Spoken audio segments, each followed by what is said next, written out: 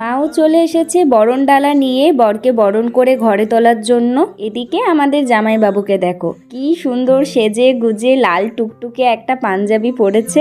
মা এখানে জামাইবাবুকে বরণ করে নিচ্ছে। আমার দিদির বিয়ে হয়েছে পূর্ব মেদিনীপুরে, আর আমাদের বাড়ি হলো পশ্চিম বর্ধমান। প্রায় 8 ঘন্টার রাস্তা পেরিয়ে জামাইবাবু এসে পৌঁছেছে বিয়ে করার জন্য। যাই হোক, এত সুন্দর মিষ্টি বউ পাওয়ার জন্য এটুকু স্ট্রাগল করাই যায়। আজ জামাইবাবু আমাদের সেলিব্রিটি, সবাই মিলে একদম ঘিরে ধরেছে জামাইবাবুকে। বাড়ির বড় জামাই হিসেবে প্রথমবার পা রাখলো বাড়িতে। চলো, জামাইবাবু বসে পড়েছে।